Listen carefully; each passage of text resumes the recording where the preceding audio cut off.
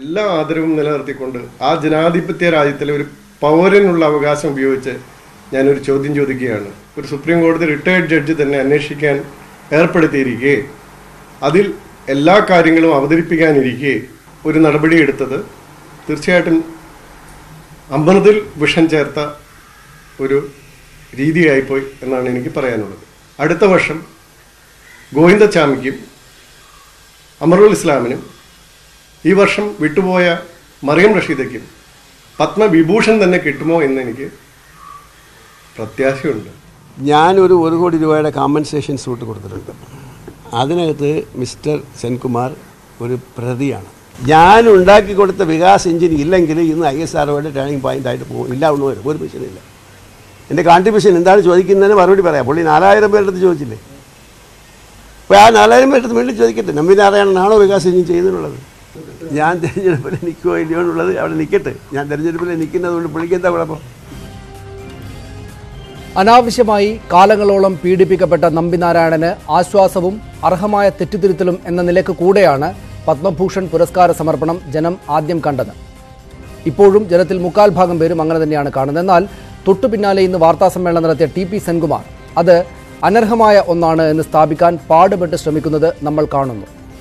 അമീറുൽ ഇസ്ലാം, ഗോവിന്ദചാമി എന്നീ അതിനികൃഷ്ടരായ 2 കുറ്റവാളികളുടെ ശ്രേണിയിൽ നമ്പിനാരായണനെ സ്ഥാപിക്കാനും സെൻകുമാർ വല്ലാതെ ശ്രമിക്കുന്നുണ്ട്.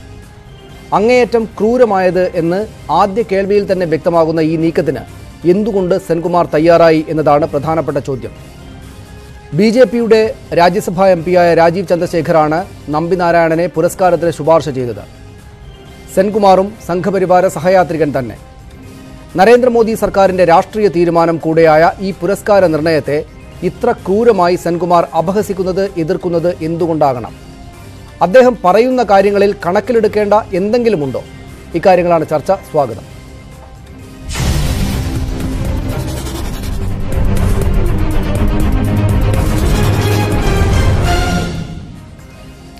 മുൻ MP ഡോക്ടർ സെബാസ്റ്റ്യൻ പോൾ കൊച്ചിയിൽ നിന്നും ഈ ചർച്ചയിൽ പങ്കെടുക്കുന്നു.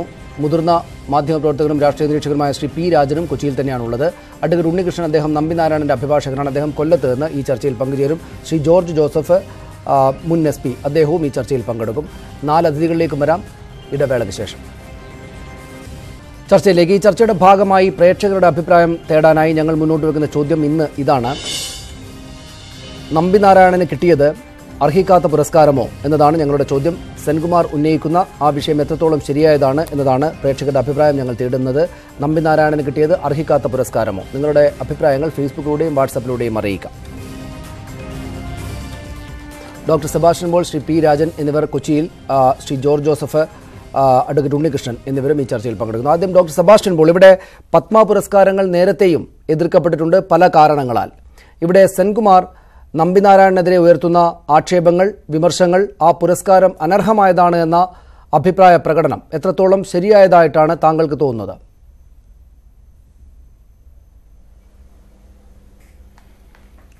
ഭരണഘടനയുടെ അനുച്ഛേദം 18-ന്റെ അടിസ്ഥാനത്തിൽ ഇത്തരം പുരസ്കാരങ്ങൾ തന്നെ ശരിയല്ല എന്നാണ് എൻ്റെ അഭിപ്രായം.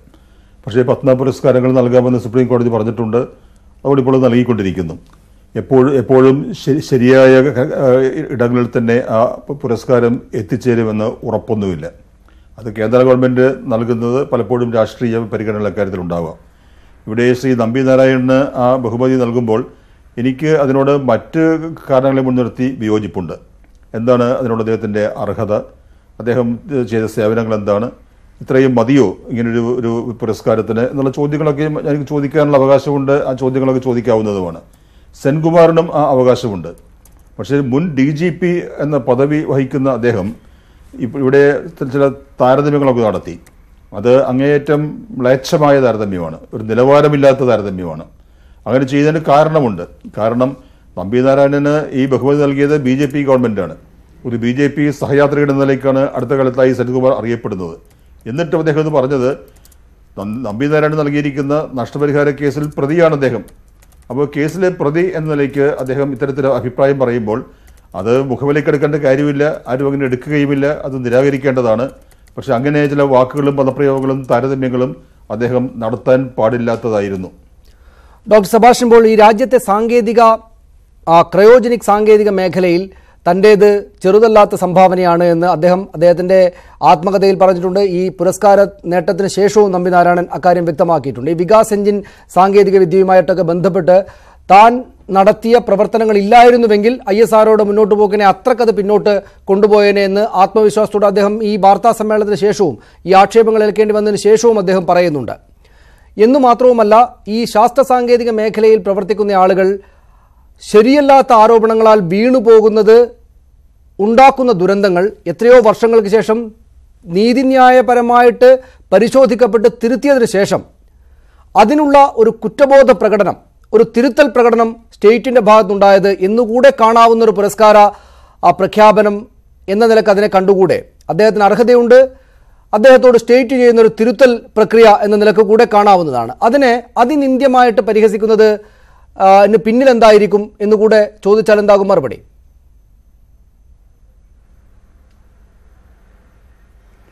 അല്ല, നമ്പീനാരായണൻ്റെ അർഹത അദ്ദേഹം സ്വയം വിശദീകരിച്ചാൽ പോരാ.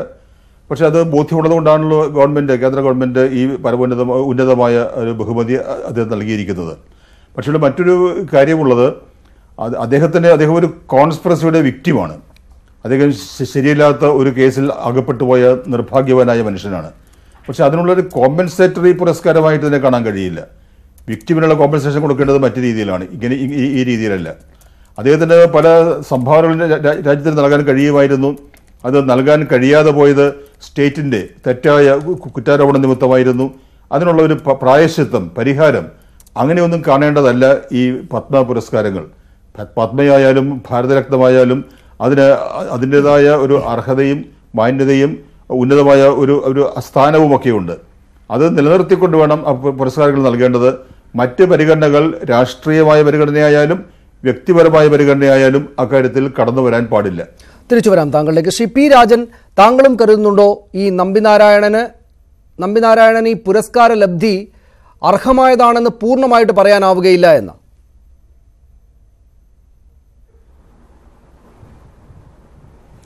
അത് പറയാനുള്ള കോമ്പറ്റീറ്റീവ് ആയിട്ടുള്ള ഒരാളല്ല, അതിനുള്ള അർഹതയുള്ള ഒരാളല്ല ഞാൻ. കാരണം അത് ശാസ്ത്ര വിഷയമാണ്. ആദ്യമേ തന്നെ ഞാൻ പറയട്ടെ, ഞാൻ പത്മ പുരസ്കാരങ്ങൾക്ക് എതിരായിട്ട് പരസ്യമായി ലേഖനം എഴുതിയിട്ടുള്ളതാണ് 1970 തന്നെ. ആ പശ്ചാത്തലത്തിൽ സർക്കാരും ബാക്കി വളരെ പുതിയ പ്രതിനിധികളായിട്ടുള്ള ആളുകളും ഈ പുരസ്കാരത്തിനെ എതിർത്തിട്ടില്ല. കോടതി ഇത് അംഗീകരിച്ചിട്ടുകൊണ്ട് പുരസ്കാരം കൊടുക്കുന്നതിന് എതിരല്ല. ഒരു പ്രായശ്ചിത്തം എന്ന നിലയിൽ കൂടിയാണെങ്കിൽ പോലും അതിൽ തെറ്റില്ല. എന്ന് മാത്രമല്ല, ശ്രീ നമ്പിനാരായണനുമായി ഞാൻ ഈ കാര്യത്തെപ്പറ്റിയും പല കിട്ടുന്ന സന്ദർഭത്തിലെല്ലാം നേരിട്ട് സംസാരിക്കാൻ ഇടയായിട്ടുണ്ട്. അദ്ദേഹത്തിൻ്റെ വാക്കുകൾ അവിശ്വസിക്കേണ്ടതായ ഒരു കാര്യവും എനിക്ക് തോന്നിയിട്ടില്ല. ശ്രീ സെൻകുമാർ പ്രസ്താവന ഇറക്കിയത് അനവസരത്തിലും അനുചിതവുമായ ഒരു കാര്യമാണെന്ന് പറയാതെ നിവൃത്തിയില്ല.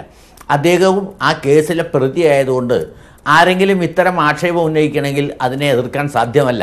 കാരണം സെൻകുമാറിൻ്റെ പേരും ഇതിനേക്കാൾ ചില ഉന്നത അഡ്മിനിസ്ട്രേറ്റീവ് ട്രൈബ്യൂണൽ തുടങ്ങിയ സ്ഥാനത്തേക്ക് ശുപാർശ ചെയ്തിരുന്നു. ഒരുപക്ഷെ ഈ കേസിൽ എതിർകക്ഷിയായി അദ്ദേഹം വന്നതുകൊണ്ടായി ആ സ്ഥാനം നഷ്ടപ്പെട്ടതുകൊണ്ടും അദ്ദേഹത്തിന് വ്യക്തിപരമായ ദേഷ്യം ഇദ്ദേഹത്തിനുണ്ടാകാം. അങ്ങനെ സംഭവിച്ച ആ കാരണം കൊണ്ടാണ് അദ്ദേഹത്തിന് കൂടുതൽ ഉന്നത സ്ഥാനങ്ങൾ കിട്ടാതെ പോയത് എന്ന് എനിക്ക് ഉറപ്പിച്ച് പറയാൻ പറ്റില്ല. പക്ഷെ ആരെങ്കിലും ആക്ഷേപിച്ചാൽ അതിന് ന്യായം ഉണ്ട്.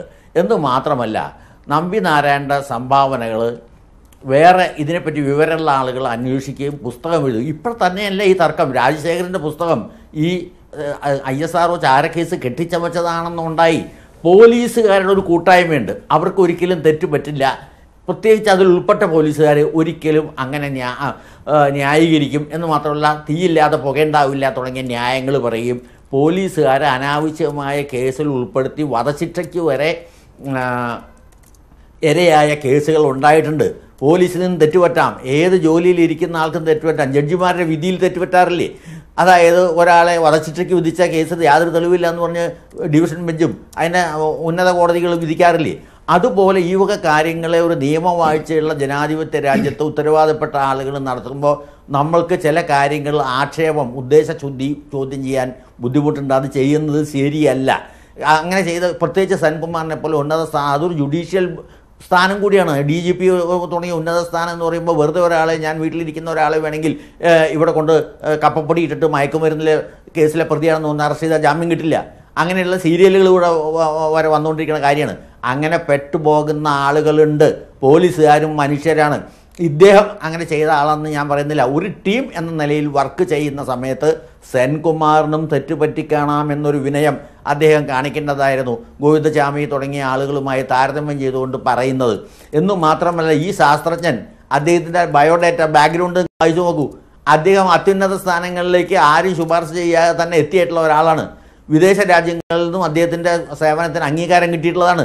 ഇതൊന്നും പരിഗണിക്കാതെ അദ്ദേഹത്തിന് അവാർഡ് കൊടുത്തത് ഇപ്പോൾ ഇങ്ങനെ ഗോവിന്ദസ്വാമി പോലുള്ള ബോൺ ക്രിമിനൽ പോലെയുള്ള ആളുകളുമായി താരതമ്യം ചെയ്ത് എത്രയോ പ്രതികൾ വിട്ടുപോകുന്നു, അതുപോലെ ഈ പ്രതിയും വിട്ടുപോയി എന്ന ധ്വനിയോടുകൂടിയാണ് സെൻകുമാർ സംസാരിച്ചത്. അത് അദ്ദേഹത്തിൻ്റെ പദവിക്ക് ചേർന്ന പ്രവൃത്തിയല്ല എന്ന് മാത്രമല്ല, ഒരു മൊത്തം രാജ്യത്തിൻ്റെ ഒരു അംഗീകാരം എന്ന നിലയ്ക്ക് ഒരു പത്മ അവാർഡ് കൊടുക്കുന്ന അവസരത്തിൽ അങ്ങനെ ഒരു പ്രസ്താവന ചെയ്യാൻ പാടില്ലാത്തതായിരുന്നു എന്നാണ് എൻ്റെ അഭിപ്രായം. എന്ന് മാത്രമല്ല, ഈ നമ്പി നാരായണൻ്റെ അർഹതയെ ചോദ്യം ചെയ്യാൻ ഞാൻ ആളല്ല. അർഹതയുണ്ട് എന്ന് തന്നെയാണ് എനിക്ക് തോന്നിയിട്ടുള്ളത്.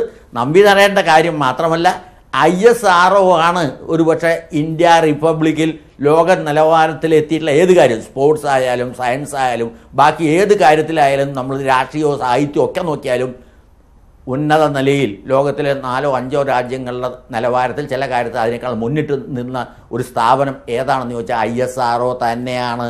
അത് വിവരമുള്ള എല്ലാ ആളുകൾക്കും മനസ്സിലാക്കാൻ, നിഷ്പക്ഷമായി നോക്കുന്ന എല്ലാ ആൾക്കും. അതിൽ നമ്പി നാരായണൻ്റെ സംഭാവന റോക്കറ്റ് ശാസ്ത്രത്തിൽ ഉണ്ട് എന്നുള്ളത് ഒരു സത്യമാണ്. അദ്ദേഹത്തിൻ്റെ പേരിൽ കേസ് വന്നു എന്നുള്ളതുകൊണ്ട് ഇല്ലാണ്ടാവുന്നില്ല. എന്ന് മാത്രമല്ല, ഇവിടെ ഇദ്ദേഹത്തിനെതിരായി 3rd ഡിഗ്രി ഈ ഉന്നത സ്ഥാനത്തിരിക്കുന്ന ഒരാൾ, CBI ഉൾപ്പെടെയുള്ള ഉന്നത പോലീസ് ഉദ്യോഗസ്ഥന്മാർ ഇടപെട്ട ഒരു കേസിൽ പീഡനം നടത്തി, അത്തരം കാര്യങ്ങൾ കൂടെയാണ്. ഞാൻ തിരിച്ചു വരാം ശ്രീ രാജൻ ഞാൻ താങ്കളിലേക്ക് തിരിച്ചു വരാം. ശ്രീ ജോർജ് ജോസഫ്, ഇവിടെ അങ്ങേയറ്റം ഒരു ശരാശരി ശാസ്ത്രജ്ഞൻ മാത്രമാണ് നമ്പിനാരായണൻ എന്ന് സെൻകുമാർ പറയുന്നത്. അദ്ദേഹത്തിന് അറിവില്ലാത്തൊരു മേഖലയിൽ അദ്ദേഹം ഒരു അഭിപ്രായ പ്രകടനം നടത്തുകയാണ്. ഞാൻ 14,000-ഓളം ആളുകളോട് സംസാരിച്ചു, അവർക്കാർക്കും ആ അഭിപ്രായം ഇല്ലായിരുന്നു എന്നാണ് സെൻകുമാർ അതിന് അടിസ്ഥാനമായിട്ട് പറയുന്നത്. നമുക്കാർക്കും ശാസ്ത്രമേഖലയുടെ ശരിയായ പ്രതിനിധാനമാണോ ഇദ്ദേഹം നമ്പിനാരായണൻ എന്ന് അറിയില്ല എന്നതുപോലെ സെൻകുമാറിനും അറിയില്ല. പക്ഷേ സെൻകുമാർ അതിനിന്ദ്യമായിട്ടുള്ള വാക്കുകളാൽ അദ്ദേഹത്തെ ആക്ഷേപിക്കുകയാണ്. എന്തുകൊണ്ടാണ് അങ്ങനെ നിലപെട്ടിട്ടുള്ള ഒരു പെരുമാറ്റം അദ്ദേഹത്തെ പോലെ ഉന്നത സ്ഥാനത്ത് ഇരുന്ന ആളുകളിൽ നിന്ന് ഉണ്ടാവുക? ഞാൻ ഇതിനെ സംബന്ധിച്ച് എനിക്ക് കുറച്ച് കാര്യങ്ങൾ അറിയാം. ഇതിനെ സംബന്ധിച്ച് ഈ ISRO ചാരക്കേസ് പര്യവസാനിച്ചിട്ടില്ല. എന്തായാലും സുപ്രീം കോടതി അത് പരിശോധിച്ചപ്പം, നമ്പിനാരായണന്റെ പരാതിയിൽ അത് പരിശോധിച്ചപ്പം CBI സുപ്രീം കോടതി പറഞ്ഞു ഇതിന് നമ്പിനാരായണനെ പ്രോസിക്യൂട്ട് ചെയ്യാനുള്ള എവിഡൻസുകളൊന്നുമില്ല, കേസ് റെഫർ ചെയ്ത് കളഞ്ഞു. അപ്പോഴാണ് കോമ്പൻസേഷൻ കൊടുക്കാൻ പറഞ്ഞത്. കോമ്പൻസേഷൻ 50 ലക്ഷം രൂപ ഗവൺമെന്റ് കൊടുക്കാൻ പറഞ്ഞു. ആ കോമ്പൻസേഷൻ വേണമെങ്കിൽ ആ അന്വേഷണ ഉദ്യോഗസ്ഥന്മാരിൽ നിന്ന് ഗവൺമെന്റിന് വേണമെങ്കിൽ ഈടാക്കാൻ ഗവൺമെന്റിന് തീരുമാനിക്കാൻ പറഞ്ഞു. ഇതാണ് ഈ കേസിൽ. എന്നിട്ട് സുപ്രീം കോടതി അന്നേരം ഈ കേസിലെ എതിർകക്ഷികളായ DGP സിബി മാത്യുവും അതുപോലെ ജോഷുവ SP-യും വിജയൻ SP-യും പിന്നെ ചില IBL ഉദ്യോഗസ്ഥന്മാരും ഒക്കെ ഉണ്ട്. അവര് സുപ്രീം കോടതി ഇതിനൊരു കൗണ്ടർ അഫിഡവിറ്റ് കൊടുത്തിട്ടുണ്ട്. ആ കൗണ്ടർ അഫിഡവിറ്റ് കൊടുത്തപ്പം അതിനകത്ത് ISRO ചാരക്കേസ് അതിനെ സബ്സ്റ്റാൻഷിയേറ്റ് ചെയ്യുന്ന ചില പരാമർശങ്ങളും എവിഡൻസുകളും അവർ കൊടുത്തിട്ടുണ്ട്. അപ്പൊ അത് കണ്ടപ്പോഴാണ് സുപ്രീം കോടതി പറഞ്ഞത് ഒരു റിട്ടയർഡ് സുപ്രീം കോടതി ജഡ്ജിനെ വെച്ചിട്ട് ഇതിനെപ്പറ്റി ഒന്ന് അന്വേഷിച്ചിട്ട് ഒരു തീരുമാനം, ഒരു റിപ്പോർട്ട് സമർപ്പിക്കാൻ. അപ്പം അങ്ങനെ ഇതാണ്. അപ്പൊ ഞാൻ പറഞ്ഞ കേസ് പര്യവസാനിച്ചിട്ടില്ല. നമ്പിനാരായണന് കോമ്പൻസേഷൻ കൊടുത്തു, അത് ശരി. അത് എവിഡൻസ് സുപ്രീം കോടതി മുമ്പിൽ ഇല്ലാത്തതുകൊണ്ട് കോമ്പൻസേഷൻ കൊടുത്തു. അദ്ദേഹത്തിനെ അറസ്റ്റ് ചെയ്തിട്ടുണ്ട്. എന്റെ ഒരു സംശയം ശ്രീ നമ്പിനാരായണൻ അക്കാര്യമാണ് പറഞ്ഞത്. ഈ കേസ് പര്യവസാനിച്ചു, അതേ തുടർന്ന് അദ്ദേഹം പോലീസ് തനിക്ക് നേരെ നടത്തിയ അതിക്രമങ്ങളെക്കുറിച്ചുള്ള പരാതി പ്രത്യേകമായിട്ട് അന്വേഷിക്കട്ടെ ഈ സമിതി എന്ന് പറഞ്ഞ് പോലീസ് നടത്തിയിരിക്കുന്ന ക്രമക്കേടുകളെക്കുറിച്ച് അന്വേഷിക്കാൻ വേണ്ടിയല്ലേ ഈ സമിതി ഉണ്ടായിരിക്കുന്നത്. അല്ലാതെ ഈ കേസ് പര്യവസാനിക്കാത്തത് തെളിവായിട്ട് ഉദ്ധരിക്കാൻ പറ്റുന്ന ഒരു കാര്യമാണോ ഈ സമിതിയുടെ വരവ്? അല്ല, അത് ഞാൻ ആ ഒരു ഇതിനകത്ത് വരാൻ പോകുന്ന ഒരു ട്വിസ്റ്റ് ഞാൻ അതുകൊണ്ടാണ് അതിലേക്ക് ഞാൻ പരാമർശിച്ചത്. കാരണം കേസ് നമ്പിനാരായണൻ പറഞ്ഞ പോലെ സുപ്രീം കോടതി പര്യവസാനിച്ചെങ്കിൽ സുപ്രീം കോടതിയിലെ അത് റിട്ടയർഡ് ജഡ്ജ് അതേപ്പറ്റി അത് അന്വേഷിക്കാൻ പറഞ്ഞിട്ട് ഇവര് പോലീസ് ഉദ്യോഗസ്ഥർ കാണിച്ചത് തെറ്റായ രീതിയിലാണ്. എന്തായിക്കോട്ടെ, അവര് 3 പേരെ ഇനി ആ റിട്ടയർഡ് ജഡ്ജ് ചോദ്യം ചെയ്യും. അവരുടെ കൗണ്ടർ അഫിഡവിറ്റ് വരും. അതിനകത്ത് നമ്പിനാരായണനെതിരായിട്ട് ഇനിയും പ്രോസിക്യൂഷൻ സ്റ്റെപ്പ് എടുക്കാനുള്ള എവിഡൻസ് വന്നാൽ എന്ത് ചെയ്യും സുപ്രീം കോടതി റിട്ടയർഡ് ജഡ്ജ് എന്നാണ് ഞാൻ ആലോചിക്കുന്നത്. കാരണം അവര് മൂന്ന് പേരും അതിന് ഇനി അവരുടെ എക്സ്പ്ലനേഷൻ വാങ്ങിക്കും. അവരതിനകത്ത് എവിഡൻസ് ഈ കേസ് വീണ്ടും പുനരന്വേഷണത്തിന് ഒരു ഉത്തരവ് ഉണ്ടാവുമെന്നാണ് ഞാൻ ഭയപ്പെടുന്നത്. അപ്പൊ അതുകൊണ്ടാണ് ഞാൻ പറഞ്ഞത് പര്യവസാനിച്ചിട്ടില്ല. അതുപോലെ നമ്പിനാരായണനെ പറ്റി ആ കേസിന്റെ അന്വേഷണ സമയത്ത് നമ്പിനാരായണനെ ഈ ISR അദ്ദേഹത്തിന്റെ കോൺട്രിബ്യൂഷൻ നമുക്കറിയാം. തീർച്ചയായിട്ടും അദ്ദേഹം ഇപ്പോഴത്തെ പുരസ്കാരത്തിന് അർഹനാണെങ്കിൽ കൊടുക്കട്ടെ, അതിനൊന്നും നമുക്ക് തടസ്സമില്ല. പക്ഷെ അദ്ദേഹത്തിനെ നമ്മൾ വിമർശിക്കണ്ട. കാരണം അദ്ദേഹം ഇപ്പം 10-26 വർഷം കൊണ്ട് ഇത് ഫൈറ്റ് ചെയ്യുകയാണ്. അപ്പൊ ആ ഒരു സമയത്ത് നമ്മൾ ഒരു അവാർഡ് ഒരു കോൺട്രവേഴ്സ്യൽ ഫിഗർ ആയിട്ട് നിൽക്കുന്ന പോലെയാണ് നമുക്കും പൊതുജനങ്ങൾക്ക് തോന്നുന്നത്. ഇപ്പൊ ഒരു അവാർഡ് കൊടുത്തത് ശരി, അദ്ദേഹത്തിന് അർഹത ഉണ്ടെങ്കിൽ കൊടുത്തോട്ടെ, ഇതൊന്ന് പര്യവസാനിച്ചിട്ട് കൊടുക്കണമെന്നാണ് എന്റെ വ്യക്തിപരമായ. ഞാൻ തിരിച്ചു വരാം ശ്രീ ജോർജ് ജോസഫ് താങ്കളിലേക്ക്. അഡ്വക്കേറ്റ് ഉണ്ണികൃഷ്ണൻ, അദ്ദേഹം നേരത്തെ സെൻകുമാറും അദ്ദേഹത്തിന്റെ ശരിയല്ലാത്ത ഭാഷയും പ്രയോഗമൊക്കെയായിരുന്നു. പക്ഷേ ഇപ്പോൾ ശ്രീ ജോർജ് ജോസഫും പറയുന്ന ആ കാര്യങ്ങളിൽ വസ്തുതയുണ്ടെങ്കിൽ, അതായത് നമ്മൾ കരുതും പോലെ ഈ ചാരക്കേസ് പര്യവസാനിച്ചിട്ടില്ല എന്ന് ഇവർ പറയുന്നതാണ് ശരിയെങ്കിൽ, അതിന്മേൽ വീണ്ടും അന്വേഷണമൊക്കെ നടക്കാൻ ഇടയുണ്ട് എന്നാണെങ്കിൽ, ഈ സമിതി അതുകൂടെ പരിഗണിക്കുന്ന ഒരു അന്വേഷണ റിപ്പോർട്ടിലേക്കാണ് എത്തുക എങ്കിൽ, ഈ ഇതുപോലെ പ്രമാദമായൊരു കേസിൽ അന്വേഷണം ഇപ്പോഴും തുടരുന്ന ഒരാൾക്ക് രാജ്യത്തെ ഏറ്റവും വലിയ സിവിലിയൻ ബഹുമതികളിൽ ഒന്ന് കൊടുക്കുന്നത് ശരിയാണോ എന്ന ചോദ്യം പ്രസക്തമായിട്ട് അവിടെ നിൽക്കും. അതായത് ഇങ്ങനെ പ്രധാനപ്പെട്ട രാജ്യദ്രോഹം എന്ന് പോലും വിവരിക്കപ്പെട്ട, തെറ്റാണ് നമുക്കറിയാം, പക്ഷേ വിവരിക്കപ്പെട്ട ആ കേസിൽ ഉൾപ്പെട്ടിരിക്കുന്ന ഒരാൾക്ക് ഇത്ര പ്രധാനപ്പെട്ട അവാർഡ് കൊടുക്കുന്നത് ശരിയാണോ എന്ന ചോദ്യം പ്രസക്തമായിട്ട് നിൽക്കും. സെൻകുമാർ ശരിയല്ലാത്ത ഭാഷയിലാണ് അത് പറഞ്ഞതെങ്കിൽ പോലും ശ്രീ ജോർജ് ജോസഫ് ഇപ്പോൾ സൂചിപ്പിച്ചതുപോലെയാണ് കാര്യമെങ്കിൽ അതിനകത്തൊരു പോയിന്റ് ഉണ്ട്. താങ്കളുടെ വിശദീകരണം അക്കാര്യത്തിൽ എന്തായിരിക്കും?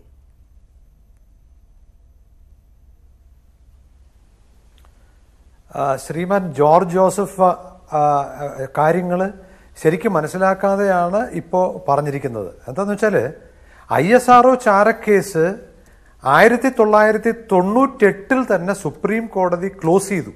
അതായത് ISRO ചാരക്കേസ് ഒരു ഫോൾസ് കേസാണെന്ന് CBIയുടെ റിപ്പോർട്ട് ഉണ്ടാവുകയും 96 റിപ്പോർട്ട് ഉണ്ടാവുകയും അതിനെതിരെ കേരള ഗവൺമെന്റിനെ കൊണ്ട് വീണ്ടും ഇൻവെസ്റ്റിഗേഷൻ നടത്തണം എന്ന് ഒരു തീരുമാനം എടുപ്പിക്കുകയും ചെയ്തു കേരള പോലീസിലെ ഉദ്യോഗസ്ഥന്മാർ. അപ്പൊ ആ തീരുമാനത്തിനെ ചലഞ്ച് ചെയ്ത് സുപ്രീം കോടതിയിൽ വരെ എത്തിയപ്പോൾ 98 സുപ്രീം കോടതി വിധിയിൽ പറഞ്ഞു CBIയുടെ അന്വേഷണം വളരെ തൃപ്തികരമാണ്. അവര് എല്ലാ പോസിബിൾ ആംഗിൾസിലൂടെയും ഈ കേസ് അന്വേഷിച്ചിട്ടുണ്ട്. അത് 150-200 പേജോളം അവര് എല്ലാം പരിശോധിച്ചിട്ടുണ്ട്. കൂടാതെ ഇന്റർപോളിനെ ഒക്കെ ഉപയോഗിച്ചിട്ടാണ് അന്വേഷണം നടത്തിയിരിക്കുന്നത്. എന്നിട്ടാണ് അവസാനം അവർ കണ്ടെത്തിയത് ഇത് ഒരു ഫാബ്രിക്കേറ്റഡ് കേസാണ്, ഒരു ഫോൾസ് കേസാണ് എന്ന് സുപ്രീം കോടതി കണ്ടെത്തുകയും സുപ്രീം കോടതി ഫർദർ ഇൻവെസ്റ്റിഗേഷൻ വേണം എന്ന കേരള പോലീസിന്റെയും കേരള ഗവൺമെന്റിന്റെയും ആവശ്യം ക്വാഷ് ചെയ്യുക മാത്രമല്ല ചെയ്തത്, ഈ 6 പ്രതികളാക്കപ്പെട്ടവർക്കും ഓരോ ₹1,00,000 കോമ്പൻസേഷൻ കൊടുക്കാനും അന്ന് പറഞ്ഞിരുന്നു. അത് 98 ആ ഓരോ ₹1,00,000 ഇവർക്ക് കിട്ടുകയും ചെയ്തു. ഈ കള്ളത്തരത്തിലുള്ള ഒരു ഇൻവെസ്റ്റിഗേഷൻ ഓർഡറുമായിട്ട് വന്നപ്പോൾ അതവിടെ തീർന്നു. അതിനുശേഷം ഇപ്പൊ സുപ്രീം കോടതി വരെ പോയ വിഷയം എന്താന്ന് വെച്ചാൽ ഈ 10-13 കൊല്ലം ഈ CBI റിപ്പോർട്ടിനകത്തുള്ള ഒരു റെക്കമെൻഡേഷൻ ഉണ്ടായിരുന്നു. അതായത് ഈ കള്ളക്കേസ് ഉണ്ടാക്കിയ ഉദ്യോഗസ്ഥന്മാർക്കെതിരെ നടപടിയെടുക്കണം എന്നുള്ളത്. അത് കഴിഞ്ഞ കേരള സർക്കാർ ഒരു തീരുമാനമെടുത്തു. ഇത്രയും കൊല്ലമൊക്കെയായി അവർ റിട്ടയർ ആയി പോയി. ഇനിയിപ്പം അവർക്കെതിരെ ഒരു നടപടി എടുക്കുന്നത് ഒരു ശരിയല്ലാത്ത കാര്യമാണ്. മാത്രമല്ല കോടതികളൊന്നും അവർക്കെതിരെ നടപടിയെടുക്കണമെന്ന് റെക്കമെൻഡ് ചെയ്തിട്ടില്ല CBI അല്ലാതെ. അപ്പോൾ ആ ഓർഡർ കഴിഞ്ഞ കേരള സർക്കാർ പുറത്തിറക്കിയപ്പോൾ ഞങ്ങൾ അതിനെ ചലഞ്ച് ചെയ്യുകയും ഹൈക്കോടതി ചലഞ്ച് ചെയ്യുകയും ഈ ഉദ്യോഗസ്ഥന്മാർ ആരായാലും അവർക്കെതിരെ കള്ളക്കേസ് ഉണ്ടാക്കിയതിന് നടപടിയെടുക്കണം. അതിന്റെ മോട്ടീവ്, കള്ളക്കേസ് ഉണ്ടാക്കാനുള്ള മോട്ടീവ് എന്താണെന്ന് കണ്ടുപിടിക്കണം.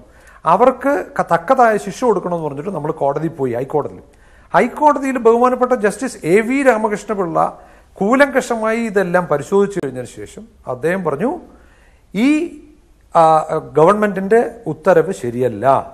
CBIയുടെ റെക്കമെൻഡേഷൻ പ്രകാരം അവര് 1.5 കൊല്ലത്തിന് ഇൻവെസ്റ്റിഗേഷന് ശേഷമാണ് ഈ ഉദ്യോഗസ്ഥന്മാര് ഇന്ന അക്കമിട്ട് നിരത്തി കാണിച്ചു. ഓരോ ഉദ്യോഗസ്ഥന്മാരും ഈ അന്വേഷണ ഘട്ടത്തിൽ കാണിച്ച ഓരോ തെറ്റായിട്ടുള്ള കാര്യങ്ങൾ. അപ്പോൾ അവർക്കെതിരെ നടപടിയെടുക്കണം എന്നുള്ള CBI റെക്കമെൻഡേഷൻ വേണ്ടാന്ന് വെക്കുന്നത് ഒരു mockery to rule of law ആണ്. അത് ഒരിക്കലും അംഗീകരിക്കാൻ പറ്റില്ല എന്നാണ് ജസ്റ്റിസ് A.V. രാമകൃഷ്ണപിള്ള അദ്ദേഹം പറഞ്ഞിട്ട് ജഡ്ജ്മെന്റ് തരുന്നത്. അത് അന്നത്തെ കേരള ഗവൺമെന്റും അത് വിധി വരുന്നത് 2014 അപ്പോൾ ആ ഗവൺമെന്റ് ആ വിധി ശിരസ വഹിക്കുകയും ഒരു കമ്മിറ്റി അപ്പോയിന്റ് ചെയ്യുകയും ചെയ്തു ഇവർക്ക് എന്ത് നടപടി എടുക്കണം എന്ന് പറഞ്ഞിട്ട് അന്വേഷിക്കാൻ. പക്ഷേ സിബി മാത്യുവും മറ്റൊരു ഉദ്യോഗസ്ഥനും ഇതിനെതിരെ അപ്പീൽ ഫയൽ ചെയ്യുകയും ചീഫ് ജസ്റ്റിസ് ഉൾപ്പെട്ട ഡിവിഷൻ ബെഞ്ചിനെ കൊണ്ട് ആ ജസ്റ്റിസ് A.V. രാമകൃഷ്ണപിള്ള സാറിന്റെ വിധി അസ്ഥിരപ്പെടുത്തുകയും ചെയ്തു. അതിനെതിരെയാണ് ഞങ്ങൾ സുപ്രീം കോടതി പോയത്. ഞങ്ങൾക്ക് സുപ്രീം കോടതിയിൽ നമ്പിനാരായണന് സുപ്രീം കോടതിയിൽ പറഞ്ഞ ഒറ്റ കാര്യം ഇവർക്കെതിരെ നടപടിയെടുക്കണം, കള്ളക്കേസ് ഉണ്ടാക്കിയ ഉദ്യോഗസ്ഥന്മാർക്കെതിരെ നടപടിയെടുക്കണം. 3 വർഷത്തിന് ശേഷം എല്ലാ വശങ്ങളും പരിശോധിച്ചിട്ട് സുപ്രീം കോടതി ബൃഹത്തായ ഒരു ജഡ്ജ്മെന്റാണ് ഇപ്പൊ തന്നിരിക്കുന്നത്. അതായത് നമ്മൾ ചോദിച്ചത് എന്താണ്? നടപടിയെടുക്കണം. സുപ്രീം കോടതി ഇത് എല്ലാ ടോർച്ചറുകളും എല്ലാം പരിഗണിച്ചതിന് ശേഷം കോൺസ്റ്റിറ്റ്യൂഷണൽ ടോർഷ്യസ് ലയബിലിറ്റി എന്നുള്ള നിലയിൽ അദ്ദേഹത്തിനെ 50 ദിവസം ജയിലിൽ അടച്ചതിന് 50 ലക്ഷം രൂപ കൊടുക്കാനാണ് ഉത്തരവിട്ടത്. അതിനുശേഷം മറ്റുള്ള കേസ്, അതായത് കോമ്പൻസേഷൻ 1 കോടി രൂപ കോമ്പൻസേഷൻ കേസ് ട്രിവാൻഡ്രത്ത് നടക്കുന്നുണ്ട്, ഫൈനൽ സ്റ്റേജിലാണ്. അതിനകത്ത് ഈ സെൻകുമാർ ഉൾപ്പെടെയുള്ളവർ എതിർകക്ഷികളാണ്. അപ്പൊ ആ കേസ് ഇനിയും മുന്നോട്ട് കൊണ്ടുപോകാൻ അനുമതിയും തന്നു.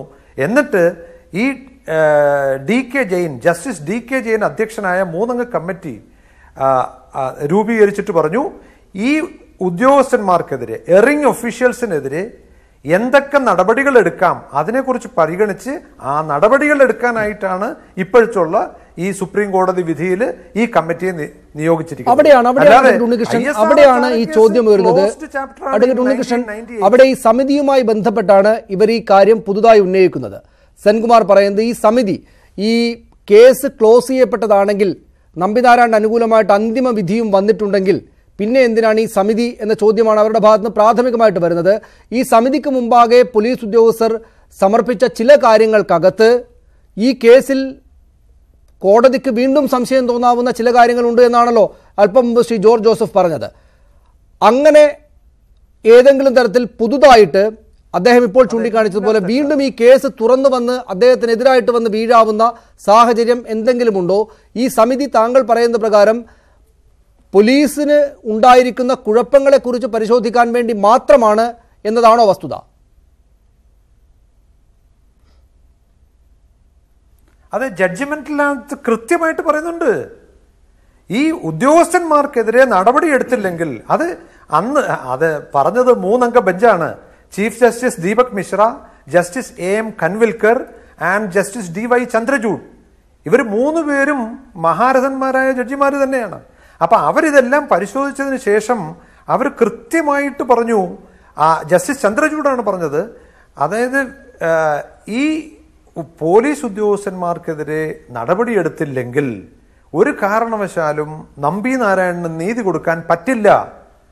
അത് വേണം, അത്യാവശ്യമായിട്ടും അവർക്കെതിരെ നടപടി വേണം. അവർ കാണിച്ച കുറ്റത്തിന് കൃത്യമായിട്ടുള്ള പണിഷ്മെന്റ് അവർക്ക് കിട്ടണം. ആ ഒരു ഒറ്റ ആസ്പെക്ട് മാത്രമാണ് ജഡ്ജ്മെന്റിന്റെ ലാസ്റ്റ് പേജിലുണ്ട്. അത് ലാസ്റ്റ് പാരഗ്രാഫിൽ അത് തന്നെയാണ് പറയുന്നത്. അത് വേണമെങ്കിൽ ഞാൻ ഇപ്പോൾ വായിച്ചു കേൾപ്പിക്കാം ജഡ്ജ്മെന്റിന്റെ ലാസ്റ്റ് പേജ്. വേണമെന്നില്ല, ഞാൻ താങ്കളിലേക്ക് വരാം. അതിനു മുമ്പ് ശ്രീ ജോർജ് ജോസഫ്, ഇവിടെ ശ്രീ ജോർജ് ജോസഫ്, ഇത്രയ്ക്ക് വ്യക്തമാണ് കാര്യങ്ങൾ. അതായത് നമ്പിനാരായണൻ ഈ കേരള സമൂഹത്തിന് മുന്നിൽ ഏതൊക്കെ നിലക്ക് പീഡിപ്പിക്കപ്പെട്ടു, അപഹസിക്കപ്പെട്ടു, ഒരു മനുഷ്യൻ എന്ന നിലയിൽ സഹിക്കാനാകാത്തതിൻ്റെ അങ്ങേ തലയ്ക്ക് പോയിട്ട് ഇതിൽ നീതി വാങ്ങിയേ വരൂ എന്ന് പറഞ്ഞ് ആ പോരാട്ടവുമായി മുന്നോട്ട് പോയി വിജയം സുപ്രീം കോടതി നടക്കം വാങ്ങി വന്നയാളാണ്. അഡ്വക്കേറ്റ് ഉണ്ണികൃഷ്ണൻ കൃത്യമായിട്ട് അതിൻ്റെ കാലഘടന സൂചിപ്പിക്കുമ്പോൾ നമുക്കെല്ലാവർക്കും ആ ഓർമ്മ വീണ്ടും ഉണ്ടാകുന്നുണ്ട്. അദ്ദേഹത്തിന് അനുകൂലമായിട്ട് അന്തിമമായ വിധി വന്നു കഴിഞ്ഞു. താങ്കൾ ഈ പറയുന്ന ഈ സമിതി യഥാർത്ഥത്തിൽ അദ്ദേഹത്തിൻ്റെ ആവശ്യം പരിഗണിച്ച് ഈ പോലീസ് ഉദ്യോഗസ്ഥർക്കെതിരെ നടപടികൾ എടുക്കാൻ എന്തൊക്കെ കാര്യങ്ങളുണ്ടെന്ന് പരിശോധിക്കാൻ വേണ്ടി മാത്രമായിട്ടാണ്. അപ്പോൾ പിന്നെ തെറ്റായ ഒരു അടിസ്ഥാനത്തിൽ നിന്നുകൊണ്ട് എല്ലാവർക്കും അറിയാവുന്ന വിധം സ്ഥാപിക്കപ്പെട്ട ഒരു വിധിയെ എതിർത്തുകൊണ്ട് പോലീസുകാർ ഇങ്ങോട്ട് വരുന്നത് എന്തുകൊണ്ടായിരിക്കും എന്നൊരു ചോദ്യം വരുന്നു. ശ്രീ രാജൻ നേരത്തെ ചൂണ്ടിക്കാണിച്ചതുപോലെ തങ്ങൾക്ക് തെറ്റുപറ്റിയിട്ട് പോയി എന്ന് സമ്മതിക്കാനുള്ള അങ്ങേയറ്റത്തെ ക്രൂരമായിട്ടുള്ള ഈഗോ, അതാണ് പോലീസുകാരെ, സെൻകുമാർ അടക്കമുള്ള ആളുകളെ വീണ്ടും ഈ ആക്ഷേപവുമായി മുന്നോട്ട് വരാൻ പ്രേരിപ്പിക്കുന്നതെന്ന് പറഞ്ഞാൽ അതായിരിക്കില്ലേ വസ്തുത? ഞാൻ കേസ് എപ്പം വേണേലും തിരിയാം. ഞാൻ ഏതായാലും നമ്പിനാരായണന്റെ വിധി വന്ന ശേഷം ഞാൻ പല സ്ഥലത്തും ക്ലാസ് എടുക്കുമ്പോൾ പോലീസ് ഉദ്യോഗസ്ഥർ പറയും, എവിഡൻസ് ഇല്ലെങ്കിൽ ഒരാളെയും അറസ്റ്റ് ചെയ്യരുത്, അകത്തു പോകും അന്വേഷണ ഉദ്യോഗസ്ഥന്മാര്. ടിപ്പിക്കലായ കേസാണ് നമ്പിനാരായണന്റെ കേസിനകത്ത്. അപ്പൊ അതിനകത്ത് എവിഡൻസ് ഇല്ലെങ്കിൽ അവരെ പ്രോസിക്യൂട്ട് ചെയ്യും. അവരെടുത്ത് ഞാൻ പലരിടത്തും ഞാൻ പറഞ്ഞു, ഇവരെ അറസ്റ്റ് ചെയ്ത് റിമാൻഡ് ചെയ്യേണ്ടി വരും ഈ പോലീസ് ഉദ്യോഗസ്ഥരെ എന്ന് ഞാൻ പറഞ്ഞിട്ടുണ്ട്. പക്ഷേ കേസ് തീർന്നെന്ന് അഡ്വക്കേറ്റ് ഉണ്ണികൃഷ്ണൻ പറഞ്ഞല്ലോ ആ ജഡ്ജ്മെന്റിനകത്ത്. പക്ഷെ ഇവരുടെ ഒരു എക്സ്പ്ലനേഷൻ അവർക്കെതിരായിട്ട് നടപടി എടുക്കുമ്പോൾ തീർച്ചയായിട്ടും ഈ അന്വേഷണ ഉദ്യോഗസ്ഥന്മാര് അതിന് ഒരു എക്സ്പ്ലനേഷൻ ജസ്റ്റിസ് തീർച്ചയായിട്ടും വാങ്ങുമെന്നാണ് ഞാൻ പ്രതീക്ഷിക്കുന്നത്. ആ സമയത്ത് ഇതുവരെ CBI മറച്ചു വെച്ചതോ അല്ലെങ്കിൽ ഈ പോലീസ് ഉദ്യോഗസ്ഥന്മാരുടെ കയ്യിലുള്ള ഒരു എവിഡൻസ് അങ്ങോട്ട് വന്നാൽ എന്ത് ചെയ്യുമെന്നാണ് ഞാൻ ചോദിക്കുന്നത്. ഞാൻ അഡ്വക്കേറ്റ് ഉണ്ണികൃഷ്ണനോട് ആ ചോദ്യം ചോദിക്കാം. പ്രാഥമികമായിട്ട് ശ്രീ ജോർജ് ജോസഫ്, എനിക്ക് പ്രാഥമികമായിട്ട് അഡ്വക്കേറ്റിലേക്ക് പോകുന്നതിന് മുമ്പ് അന്തിമമായിട്ട് സുപ്രീം കോടതി വിധി പറഞ്ഞൊരു കേസിനകത്ത് അതിന്റെ തുടർ നടപടികൾ സംബന്ധിച്ച് മാത്രം ചർച്ച ചെയ്യാനുള്ള ഒരു സമിതിക്ക് മുമ്പാകെ പുതിയ തെളിവുകളുണ്ട് എന്ന് പറഞ്ഞാൽ, അന്തിമമായിട്ട് സുപ്രീം കോടതി, ഉന്നത നീതിന്യായ കോടതി വിധി പറഞ്ഞൊരു കേസിനകത്ത് ഞങ്ങൾ ഇതുവരെ പറയാതെ പോയിരുന്ന ചില തെളിവുകളുണ്ട് എന്ന് അതിൽ പരാമർശ വിധേയരായ ഉദ്യോഗസ്ഥർ പറഞ്ഞാൽ എന്ത് സംഭവിക്കാനാണ്? തള്ളിപ്പോവുകയല്ലേ ഉള്ളൂ, അത് പരിഗണിക്കുക പോലുമില്ലല്ലോ.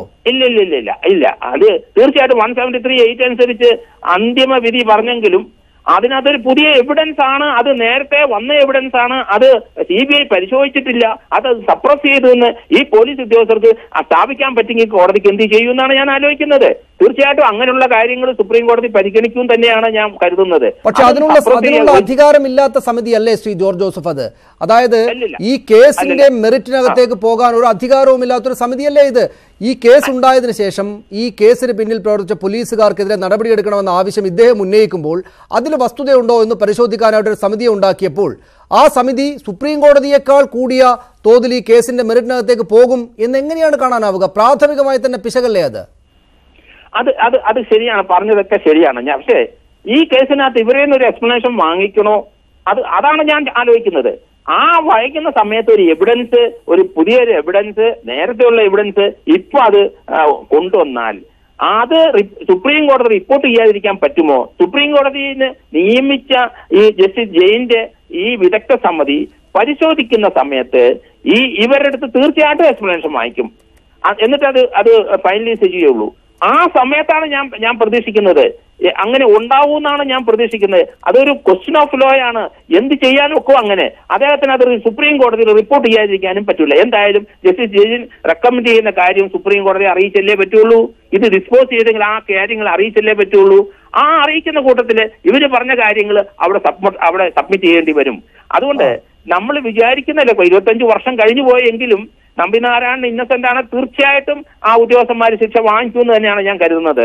അവരെ പ്രോസിക്യൂട്ടർ സ്റ്റെപ്പ് എടുക്കും, അവരെ അറസ്റ്റ് ചെയ്യുന്നു. പക്ഷെ ഇങ്ങനെയുള്ള ചില പ്രശ്നങ്ങൾ ഞാൻ തിരിച്ചു വരാം താങ്കളിലേക്ക്. അഡ്വക്കേറ്റ് ഉണ്ണികൃഷ്ണൻ, ഇവിടെ ചെറിയ ശതമാനമാണെങ്കിലും അങ്ങനെയൊരു വസ്തുതയുണ്ടോ?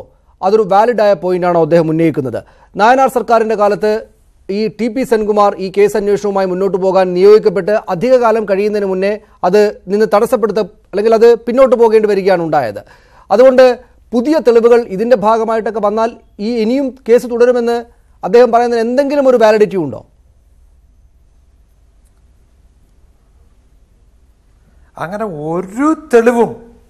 അങ്ങനെ യാതൊരു തെളിവും ഉണ്ടാവാനായിട്ട് യാതൊരു ചാൻസും ഇല്ല.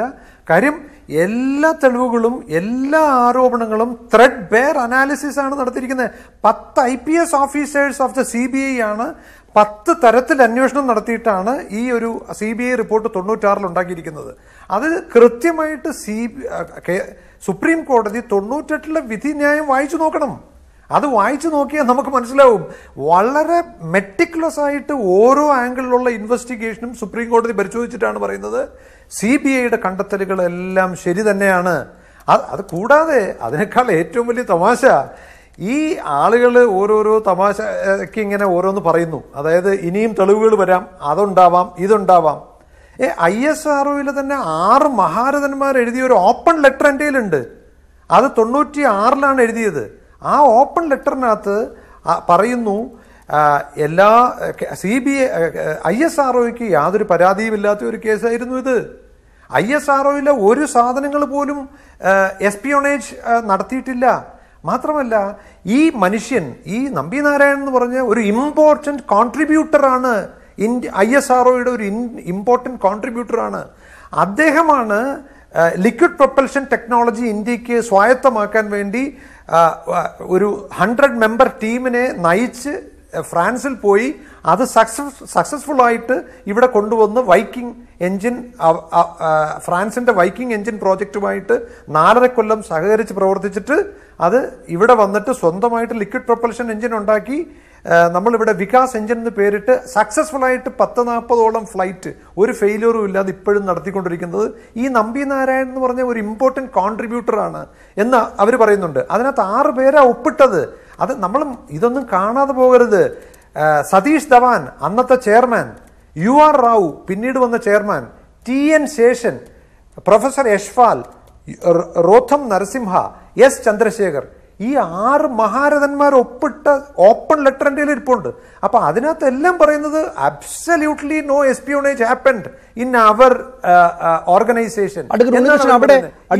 അവിടെയാണ് ഈ പ്രധാനപ്പെട്ട പേര് പറഞ്ഞാൽ ശാസ്ത്രമേഖല, ലോകത്തെ ശാസ്ത്രമേഖലയാകെയും അറിയുന്ന 5-6 ആളുകൾ എഴുതിയിട്ടുള്ള ഈ കുറിപ്പ് തന്നെ ഉണ്ടായിട്ട് അദ്ദേഹത്തിന് അനുകൂലമായിട്ടുള്ള സർട്ടിഫിക്കറ്റ് എന്ന നിലക്ക് കാണിക്കാവുന്ന കാര്യങ്ങളൊക്കെ ഉണ്ടായിട്ട് പോലും ഈ സെൻകുമാർ പറയുന്നത് 4000-ഓളം ആളുകളോട് ഞാൻ സംസാരിച്ചു, എല്ലാവരും ഇദ്ദേഹം ഒരു ശരാശരിയിലും താഴ്ന്ന ശാസ്ത്രജ്ഞനാണെന്ന് പറഞ്ഞിട്ടുണ്ട് എന്നാണ്. എന്തുകൊണ്ടായിരിക്കണം ഇത്രയ്ക്ക് കഠിനവും ക്രൂരവും നിന്ദ്യവുമായിട്ടുള്ള ഒരു പരിഹാസം, കള്ളം പറച്ചിൽ സെൻകുമാറിന്റെ ഭാഗത്തുനിന്നുണ്ടാകുന്നത്? അഡ്വക്കേറ്റ് ഉണ്ണികൃഷ്ണൻ. അല്ല, എനിക്ക് സെൻകുമാറിനെ പറ്റി ഇതേവരെ എൻ്റെ മനസ്സിലും ഒക്കെ ഉണ്ടായിരുന്ന ആ ഇമേജ് എല്ലാം തകർന്നടിഞ്ഞു പോയല്ലോ എന്നായി എനിക്ക് ഭയങ്കര വിഷമം. സെൻകുമാർ ഇങ്ങനെ എന്തിനു പറഞ്ഞു? അദ്ദേഹത്തിനെ പറ്റി നല്ലൊരു ഇമേജിലിരിക്കുകയാണ്. അദ്ദേഹം ഒരു കേരള ഗവൺമെന്റുമായിട്ട് ഫൈറ്റ് ചെയ്ത് സുപ്രീം കോടതി പോയി അനുകൂല വിധി സമ്പാദിച്ച് ഒരു ഹീറോ ആയിട്ടിരിക്കുന്ന സമയത്ത് ഇത്രയും അനുചിതമായ ഒരു സ്റ്റേറ്റ്മെന്റ് ഒരു കാരണവശാലും പറയാൻ പാടില്ല. എന്തെങ്കിലും ഉത്തരവാദിത്വം ഉള്ളവരാണെങ്കിൽ അത് പറയില്ല. കാര്യം ഞാനൊരു സ്റ്റേറ്റ്മെന്റ് പറഞ്ഞാൽ ഞാനത് ശരിക്കും പഠിച്ചതിന് ശേഷമായിരിക്കണം പറയേണ്ടത് എന്ന് ഒരു തോന്നൽ എനിക്കുണ്ട്. അത് എനിക്ക് സമൂഹത്തിലുള്ള ഒരു വില കാത്തു സൂക്ഷിക്കാൻ വേണ്ടിയിട്ടാണ്. ഇല്ലാത്ത കാര്യങ്ങളെക്കുറിച്ച് അഭിപ്രായങ്ങൾ പറയരുത്. ഈ രേഖകൾ കംപ്ലീറ്റ് പരിശോധിക്കുകയാണെങ്കിൽ വേറൊരു കാര്യം ചോദിക്കട്ടെ, ഈ നമ്പി നാരായണന് ഈ 25 കൊല്ലം സുപ്രീം കോടതിയിലും അവിടെ ഇവിടെയും കിടന്ന് ഫൈറ്റ് ചെയ്യേണ്ട കാര്യമുണ്ടോ? 98 സുപ്രീം കോടതി ഇത് സീൽ ചെയ്ത് കളഞ്ഞ് വെറുതെ ഇരുന്നാൽ പോരായിരുന്നോ? ഇത് പിന്നെയും ഈ ഉദ്യോഗസ്ഥന്മാർക്കെതിരെ നടപടി എടുക്കണമെന്ന് പറഞ്ഞ് പോകുന്ന ആള് എന്തെങ്കിലും അതിനകത്ത് കള്ളത്തരങ്ങൾ കാണിച്ചിട്ടുണ്ടെങ്കിൽ, എന്തെങ്കിലും എസ്പിയോണേജ് നടന്നിട്ടുണ്ടെങ്കിൽ അങ്ങനെയുള്ള ഒരാൾ പിന്നെ ഫൈറ്റ് ചെയ്യാൻ പോവോ? അങ്ങനെ ഒന്നുമില്ല എന്ന് 100% അദ്ദേഹം ഇന്നസെന്റ് ആണെന്നുള്ളത് കൊണ്ടല്ലേ അദ്ദേഹം സുപ്രീം കോടതി വരെ പോയത്, ഫൈറ്റ് ചെയ്ത് ഇത്രയും അനുകൂലമായിട്ടുള്ളൊരു വിധി വാങ്ങിച്ചത്. അതും സുപ്രീം കോടതി ചെന്ന് അദ്ദേഹം പറഞ്ഞത് ഇവർക്കെതിരെ നടപടി എടുക്കണമെന്ന് മാത്രമാണ്. ഒരു പൂ ചോദിച്ചു ചെന്നപ്പോൾ ഒരു പൂന്തോട്ടം കൊടുത്തതുപോലെയല്ലേ 50 ലക്ഷം രൂപ ഇമ്മീഡിയറ്റ് ഇന്ററിം റിലീഫ് എന്നുള്ള നിലയിൽ ആ കോൺസ്റ്റിറ്റ്യൂഷണൽ ടോർഷ്യസ് ലയബിലിറ്റി എന്ന് പറഞ്ഞ രീതിയിൽ സുപ്രീം കോടതി കൊടുത്തത്. സുപ്രീം കോടതിയിൽ ഇരിക്കുന്നവരൊന്നും മോശക്കാരല്ലല്ലോ, അവർ വളരെ മെറ്റിക്കുലസ് ആയിട്ട് അത് പരിശോധിച്ചതിന് ശേഷമല്ലേ അത് കൊടുത്തത്. അതാണ് ഞാൻ തിരിച്ചു വരാൻ വേണ്ടി ഉണ്ണികൃഷ്ണൻ താങ്കളിലേക്ക്. Doctor Sebastian Paul, Shri P Rajan, ഞാൻ ചെറിയൊരു ഇടവേള എടുക്കുകയാണ്. ഇരുവരിലേക്കും വളരെ പെട്ടെന്ന് വരാം. ശ്രീ ജോർജ് ജോസഫ്, ഞാൻ താങ്കളിലേക്ക് വരും ഇടവേളയ്ക്ക് ശേഷം. ഡോക്ടർ സെബാസ്റ്റ്യൻ പോൾ, ഇവിടെ സയൻസിന്റെ മേഖലയിൽ നിന്ന് ഇത്ര വലിയ പുരസ്കാരത്തിന് തെരഞ്ഞെടുക്കാനാകും വിധം ഉള്ള സംഭാവനകൾ അദ്ദേഹത്തിന്റെ ഭാഗത്തുനിന്നുണ്ടായോ എന്ന കാര്യത്തിൽ ഒരുപക്ഷെ താങ്കൾ നേരത്തെ സൂചിപ്പിച്ചതുപോലെ ചർച്ചകളാകാവുന്നതാണ്. പക്ഷെ അദ്ദേഹത്തെ ഇങ്ങനെ നിന്ദ്യമായിട്ട് പരിഹസിക്കാൻ ഇനിയും തയ്യാറാവുന്നത് ആളുകൾക്ക് ശരിയായ കാര്യമാകുമോ? അതായത് രാഷ്ട്രീയക്കാർ, CPMന്റെ പിണറായി വിജയൻ സർക്കാർ അദ്ദേഹത്തിന് അനുകൂലമായ നിലപാടെടുത്തു, അദ്ദേഹത്തിന് കൊടുക്കേണ്ട നഷ്ടപരിഹാരം കൊടുത്തു, നല്ല വാക്കുകൾ പറഞ്ഞു, പിരിച്ചുവിട്ടു. BJPയുടെ MP അദ്ദേഹത്തിന് വേണ്ടി ഈ പുരസ്കാരത്തിന് വേണ്ടി ശുപാർശ ചെയ്യുന്നു. BJPയുടെ സർക്കാർ, കേന്ദ്ര സർക്കാർ അദ്ദേഹത്തിന് പുരസ്കാരം സമർപ്പിക്കുന്നു. കോൺഗ്രസ്സുകാരാകെ തന്നെയും അദ്ദേഹത്തോടുള്ള നല്ല നിലയിലേക്ക് കാര്യങ്ങളെത്തി. ഒരുപാട് കാലം നിയമപരമായി പോരാടിയാണ് അദ്ദേഹം ഈ നിലയിലേക്ക് എത്തിയത്. അപ്പോൾ വീണ്ടും ഇവിടെ പോലീസ് ഉദ്യോഗസ്ഥർ, ഒരു കാലത്ത് പ്രധാനപ്പെട്ട പദവിയിലിരുന്ന ആളുകൾ അങ്ങേയറ്റം ക്രൂരമായിട്ടുള്ള വാക്കുകളുമായിട്ട് വരുന്നത് ഏത് നിലക്കാണ് അദ്ദേഹത്തിന് അത് സാധിക്കുന്നുണ്ടാവുക? അദ്ദേഹം തന്നെയും ഒരു സംഘപരിവാര രാഷ്ട്രീയ അനുകൂലിയായിട്ടുള്ള ആളാണെന്ന് സമീപകാലത്ത് വെളിവാക്കിയ ആളാണ്. പക്ഷെ അദ്ദേഹത്തിൻ്റെ രാഷ്ട്രീയ അനുകൂല നിലപാട് പോലും ഇതിനെ തടയാൻ പര്യാപ്തമാകാത്തത് എന്തുകൊണ്ടായിരിക്കണം?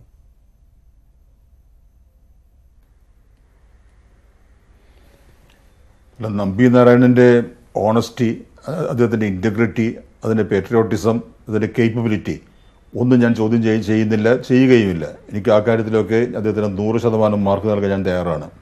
ഞാൻ ആദ്യമേ സൂചിപ്പിച്ചത് പത്മ പുരസ്കാരങ്ങൾക്ക് കുറെ കൂടി ഒരു ഉയർന്ന നിലവാരവും സ്റ്റാൻഡേർഡും ഒക്കെ ഞാൻ പ്രതീക്ഷിക്കുന്നു. അതിന് ഒത്ത് ഇത് എത്തിയിട്ടുണ്ടോ എന്ന് നിർണ്ണയിക്കുന്നതിന് ഞാൻ ആളുമല്ല. ശ്രീ രാജൻ പറഞ്ഞതുപോലെ ശാസ്ത്രരംഗത്തെ നേട്ടങ്ങൾ വിലയിരുത്താനുള്ള പ്രാപ്തി എനിക്കില്ല. പക്ഷേ ഇവിടെ ഇപ്പോൾ നമ്മൾ ചർച്ച ചെയ്യുന്ന വിഷയം അതല്ല. കേന്ദ്ര സർക്കാർ എല്ലാം പരിഗണിക്കുന്നു, അദ്ദേഹത്തിൻ്റെ പുരസ്കാരത്തിന് തിരഞ്ഞെടുത്തിരിക്കുന്നു. പക്ഷേ ഒരു മുൻ DGP, അത് നമ്പി നാരായണൻ നൽകിയ നഷ്ടപരിഹാര കേസിലെ പ്രതിയായി നിൽക്കുന്നയാൾ, അയാൾ ഈ രീതിയിൽ ഗോവിന്ദച്ചാമി, അമറുൽ ഇസ്ലാം തുടങ്ങിയ ഹീനമായ കേസിൽപ്പെട്ട പ്രതികളുമായി നമ്പി നാരായണനെ താരതമ്യം ചെയ്യുമ്പോൾ അവിടെ വൃത്തികെട്ട ഒരു പോലീസ് മനസ്സ് ആണ് സെൻകുമാർ കാണിച്ചിരിക്കുന്നത്. അഡ്മിനിസ്ട്രേറ്റീവ് ട്രിബ്യൂണൽ മുതൽ ഗവർണർ വരെ ആകാൻ സെൻകുമാർ ആകാൻ സാധ്യതയുണ്ടെന്നൊക്കെ വാർത്തകൾ ഞാൻ വായിക്കുകയുണ്ടായി. അതിലൊക്കെ അതിൻ്റെ നിരാശ കാണുമായിരിക്കാം. പക്ഷെ ആ നിരാശ ഒരു വശത്ത് കാണും, മറുവശത്ത് ഇവിടെ നേരത്തെ സൂചിപ്പിച്ചതുപോലെ ഒരു ഐക്യനിര ഉണ്ടാകുമല്ലോ. ഒരു പോലീസിന് ഒരു തെറ്റ് ചെയ്താൽ സംഘം ചേർന്ന് ആ യൂണിഫോമിന്റെ ബലത്തിൽ അയാളെ ന്യായീകരിക്കുക, ഡിഫെൻഡ് ചെയ്യുക, ജസ്റ്റിഫൈ ചെയ്യുക. അങ്ങനെയല്ല ഈ വിഷയത്തെ കാണേണ്ടത്. വളരെ ഗുരുതരമായ മനുഷ്യാവകാശ ലംഘനം നമ്പി നാരായണന്റെ കാര്യത്തിൽ നടന്നുവെന്ന് സുപ്രീം കോടതി ഒന്നല്ല പലവട്ടം അത് പരിശോധിക്കുകയും പറയുകയും ചെയ്തതിന് ശേഷം സെൻകുമാർ ഈ രീതിയിലുള്ള നിലപാട് സ്വീകരിച്ചത് അത് അദ്ദേഹം ഈ കേസിൽ പ്രതിയാണ് എന്ന കാരണം കൊണ്ട് മാത്രമാണ്. അതുകൊണ്ട് സെൻകുമാറും ഈ BJP പരിവാറിന്റെ ആൾ തന്നെയാണല്ലോ. നമ്പി നാരായണൻ ആയാലും എല്ലാം അവിടെയും ഒരു ചായ്വ് ഒക്കെ ഇടയ്ക്ക് വന്നിട്ടുണ്ടോ എന്നൊക്കെ നമുക്ക് സംശയം തോന്നിയിട്ടുണ്ട്. അപ്പോൾ ആ രീതിയിൽ ഇപ്പം ആ രാഷ്ട്രീയമല്ല ഇപ്പോൾ ഇവിടെ വന്നിരിക്കുന്നത്. ആ രാഷ്ട്രീയത്തിനപ്പുറത്ത് വ്യക്തിപരമായി തൻ്റെ നിലപാട്, തന്നെ കുറ്റക്കാരനായി കാണുന്ന നമ്പി നാരായണനോടുള്ള പ്രതികാരം, അതാണ് ഇപ്പോൾ സെൻകുമാർ കാണിക്കുന്നത്. ഇന്ന് ഇപ്പോൾ സെൻകുമാറിൻ്റെയും കൂട്ടരുടെയും മനസ്സ് ഇങ്ങനെയാണെങ്കിൽ അന്ന് അവരുടെ മനസ്സ് എങ്ങനെയായിരുന്നിരിക്കും, അവർ നമ്പി നാരായണനോട് എങ്ങനെയായിരിക്കും പെരുമാറിയിട്ടുള്ളത് എന്നൊക്കെ നമുക്ക് ഊഹിക്കാവുന്നതേ ഉള്ളൂ. ആ കാര്യങ്ങളൊക്കെ സുപ്രീം കോടതിക്കും ബോധ്യപ്പെട്ടതുകൊണ്ടാണ് നഷ്ടപരിഹാരം നൽകിയതും വലിയ നഷ്ടപരിഹാരത്തിനുള്ള കേസ് തുടർന്നു പോകാൻ അനുവാദം നൽകിയിരിക്കുന്നതും. ഇനിയിപ്പോൾ ഇവിടെ പറഞ്ഞതുപോലെ സമിതിയുടെ അന്വേഷണ വിഷയം വേറെയാണ്, വ്യത്യസ്തമാണ്. അവിടെ ഇനി ഈ കേസ് റീഓപ്പൺ ചെയ്യുന്നതിന്, നമ്പി നാരായണനെ വീണ്ടും പ്രോസിക്യൂട്ട് ചെയ്യുന്നതിന് ഉള്ള വിദൂര സാധ്യത പോലും ഇല്ലാത്ത അവസ്ഥയിൽ അതൊന്നും ഇവിടെ പറയേണ്ട കാര്യമില്ല. അതുകൊണ്ട് സെൻകുമാർ പറഞ്ഞ കാര്യങ്ങൾ അത് അങ്ങേയറ്റം ഗർഹണീയവും നിന്ദ്യവുമാണ്. ഞാൻ അതിനെ പൂർണ്ണമായും തള്ളിക്കളയുന്നു. പത്മ പുരസ്കാരത്തെക്കുറിച്ചുള്ള എൻ്റെ നിലപാട് അത് വ്യത്യസ്തമാണ്.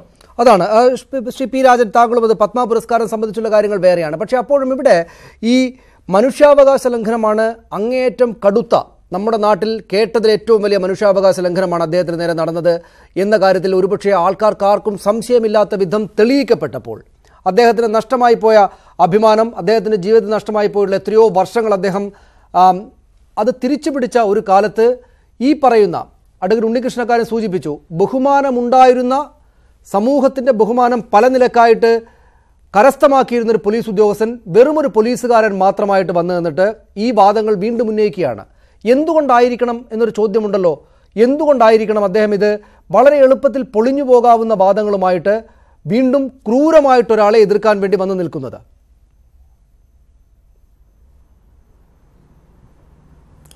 ഒരാളുടെ മോട്ടീവ് ചോദ്യം ചെയ്യാൻ ഞാൻ ഇഷ്ടപ്പെടുന്നില്ല. പക്ഷേ സാഹചര്യങ്ങൾ വെച്ച് നോക്കുമ്പോൾ ഈ ഒരു കേസ്, നമ്പി നാരായണൻ കൊടുത്ത കേസ്, അദ്ദേഹം പ്രതീക്ഷിക്കുന്ന കൂടുതൽ ഉന്നതമായ സ്ഥാനങ്ങൾ ലഭിക്കുന്നതിന് തടസ്സമായിട്ടുണ്ടാകാം. അത് ഞാൻ സാമാന്യ യുക്തിക്കനുസരിച്ച് പറയുന്നതാണ്. അതല്ലെങ്കിൽ ഇത്രയും ഔന്നത്യമുള്ള ഒരു സ്ഥാനം വഹിച്ചിരുന്ന പൊതുവെ മാന്യനും സത്യസന്ധനും എന്ന് കരുതപ്പെടുന്ന ഒരു പോലീസ് ഉദ്യോഗസ്ഥൻ ഈ ഗോവിന്ദസ്വാമിയുടെയും മറ്റുമുള്ള കേസുമായി താരതമ്യപ്പെട്ട് ഒരു കേസ് ഇവർ ചാർജ് ചെയ്ത ഒരു കേസ് ഇവർ വിചാരിച്ച പോലെ കാര്യങ്ങളിൽ നടന്നില്ല എന്ന ഒരൊറ്റ കാരണത്താൽ അദ്ദേഹത്തിന് അർഹിക്കുന്ന ഒരു ബഹുമതി കിട്ടുന്ന സന്ദർഭത്തിൽ പറയുന്നത് വളരെ ദൗർഭാഗ്യകരമായ കാര്യമാണ്, പറയാൻ പാടില്ലാത്തതായിരുന്നു. ശ്രീ ഉണ്ണികൃഷ്ണൻ വളരെ വ്യക്തമായി വിശദീകരിച്ച് കഴിഞ്ഞു. ഇതിൽ ISROന് പരാതി ഉണ്ടായിരുന്നില്ല ഈ കേസിൽ. ഞാൻ അന്ന് മാതൃഭൂമിയിൽ നിന്ന് പുറത്താക്കപ്പെട്ട സന്ദർഭമായിരുന്നിട്ട് പോലും എൻ്റെ പഴയ സുഹൃത്തുക്കളോട് ഞാൻ പറഞ്ഞു, ഇത് കെട്ടിച്ചമച്ച കേസാണെന്ന് പ്രഥമ ദൃഷ്ട്യാ തോന്നുന്നുണ്ടല്ലോ എന്ന് ഞാൻ ചോദിച്ചു. കാരണം അങ്ങനെയാണ് ആ കേസിൻ്റെ തുടക്കവും ഒക്കെ വന്നത്, ഈ മാലി ദ്വീപുകാരിയും എല്ലാം വന്നിട്ട്. എന്ന് മാത്രമല്ല, ശ്രീ നമ്പി നാരായണൻ തന്നെ പറയുന്നത് വേറെ കാര്യത്തിൽ തുടരന്വേഷണം നടത്തണമെന്നാണ്. ഈ റോക്കറ്ററി സയൻസിൻ്റെ ഈ പുരോഗതിക്ക് തടസ്സം വരുത്തുന്നതിന് ബാഹ്യശക്തികൾ പ്രവർത്തിച്ചിട്ടുണ്ടോ, അതിന് പ്രേരണയായത് എന്ത്, ഇതൊന്നും അദ്ദേഹം മറ്റു പോലീസുകാരെ കുറ്റം പറയുന്നതിനൊപ്പം തന്നെ രാജ്യത്തിൻ്റെ അടിസ്ഥാനത്തിൽ അദ്ദേഹം പറയുന്നുണ്ട്, രാജ്യസ്നേഹത്തിൻ്റെ അടിസ്ഥാനത്തിൽ ബാഹ്യശക്തികൾ ഇടപെട്ടിട്ടുണ്ടോ, നമ്മുടെ ഈ റോക്കറ്റ് സയൻസിനെ പിന്നോക്കം അടിക്കാനായിട്ട് വേറെ ബാഹ്യശക്തികൾ, എല്ലാവർക്കും ഇതിൽ താല്പര്യമുണ്ട്. അതൊക്കെ സാമ്പത്തിക താല്പര്യങ്ങൾ വരെയുണ്ട്. ഇത്രയും ചിലവ് കുറഞ്ഞിട്ട് സാറ്റലൈറ്റുകൾ അയക്കാൻ വേറെ രാജ്യത്തിന് സാധ്യമല്ല. നമ്മുടെ ശാസ്ത്രജ്ഞന്മാരെ ശമ്പളമൊന്നും കൊടുത്താൽ പോരാ വേറെ രാജ്യത്ത്. അങ്ങനെയുള്ള പല കാര്യങ്ങളും ഇതിനകത്തുണ്ട്. അവർ സാമ്പത്തിക താല്പര്യങ്ങൾ, വിദേശ താല്പര്യങ്ങൾ, ഡിഫൻസ് താല്പര്യങ്ങൾ ഇതെല്ലാം പങ്കുവഹിച്ചിട്ടുണ്ടാവാം. അദ്ദേഹം പഴയ കാര്യങ്ങൾ മറന്നു കഴിഞ്ഞ് ഈ കാര്യങ്ങളെക്കുറിച്ച് അന്വേഷണം നടത്തണമെന്ന് അദ്ദേഹം തന്നെ പറയുമോ? അദ്ദേഹം ഏതെങ്കിലും തരത്തിൽ കുറ്റവാളിയാണെങ്കിൽ സാമാന്യ ബുദ്ധിയുള്ള ഒരാൾക്ക് അത് പറയുമോ? എങ്ങനെയെങ്കിലും ഊരി രക്ഷപ്പെട്ടു, നഷ്ടപരിഹാരവും കിട്ടി, മാന്യതയും തിരിച്ചു കിട്ടിയെന്ന് പറയല്ലാതെ ഇതൊക്കെ വരുന്നതിന് ഈ പത്മ അവാർഡൊക്കെ കിട്ടുന്നതിന് മുമ്പ് അദ്ദേഹം നേരിട്ട് പറഞ്ഞിട്ടുള്ളതാണ്. ഞാൻ ചോദിച്ചപ്പോൾ തന്നെ അദ്ദേഹം പറഞ്ഞതാണ്. അദ്ദേഹം എറണാകുളത്ത് വന്നപ്പോൾ കുറച്ച് സമയം കിട്ടിയപ്പോൾ. അപ്പോൾ അതാണ് അന്വേഷണം നടത്തുന്നതാണ് അദ്ദേഹം ഊന്നൽ കൊടുക്കുന്നത്. അതായത് ബാഹ്യശക്തികളെ ഇടപെട്ട് പ്രേരിപ്പിച്ചിട്ടുണ്ടോ.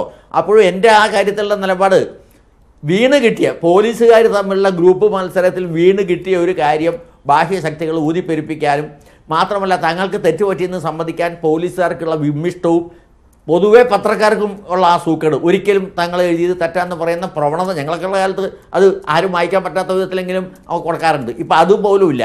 അങ്ങനെ ഒരു സംഭവം ഉണ്ടായില്ല എന്നുള്ള മട്ടിലാണ്. വേറെ കാര്യം ഞങ്ങളല്ലല്ലോ അങ്ങനെ പറഞ്ഞെന്നുള്ള മട്ടിൽ പറയുന്ന രീതിയിലാണ്. അതല്ലെങ്കിൽ നമ്പി നാരായണൻ്റെ ഭാഗത്താണ് ഒരു സാമാന്യ ബുദ്ധിയുള്ള ആളുകൾ നിൽക്കുള്ളൂ. കാരണം അദ്ദേഹത്തിനെ ഇവർ ടോർച്ചർ ചെയ്തു. അതൊരു നിയമലംഘനമാണല്ലോ. അതിന് തെളിവുണ്ട്.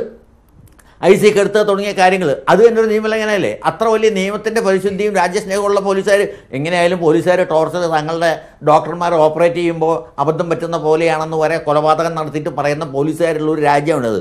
അങ്ങനെയുള്ള ഒരു രാജ്യത്ത് തീർച്ചയായിട്ടും സെൻകുമാറിനെ പോലെ ഉന്നത സ്ഥാനത്തിരിക്കുന്ന ഒരാൾ ഈ രീതിയിൽ അസമയത്ത് അനവസരത്തിൽ ഒട്ടും യുക്തിയില്ലാത്ത തരത്തിൽ അനുചിതമായ ഒരു ആരോപണം ഉന്നയിക്കുകയും അത് ചെയ്ത് അത് വികാരപരമായ ക്ഷോഭം കൊണ്ട് അദ്ദേഹത്തിന് സംഭവിച്ചു പോയ ഒരു കാര്യമാണ്.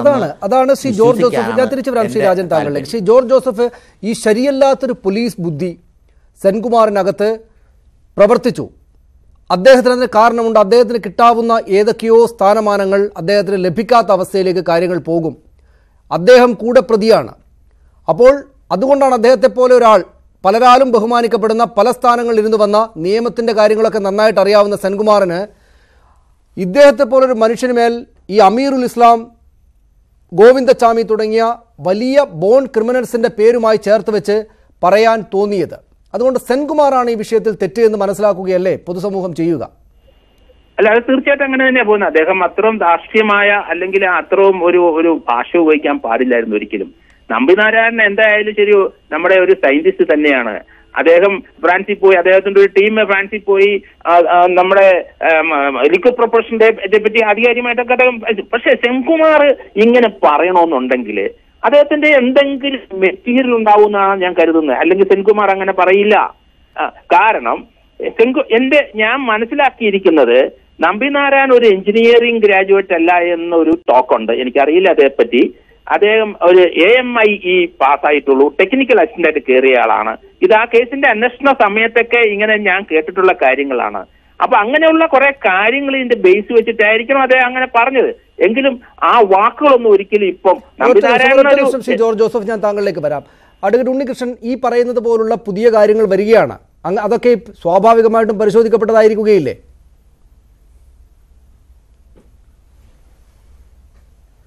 ഇപ്പൊ തന്നെ ജോർജ് ജോസഫ് അദ്ദേഹം പറഞ്ഞു നമ്പി നാരായണൻ എഞ്ചിനീയറിംഗ് ഗ്രാജുവേറ്റ് അല്ല, AMIE-കാരനാണെന്ന്.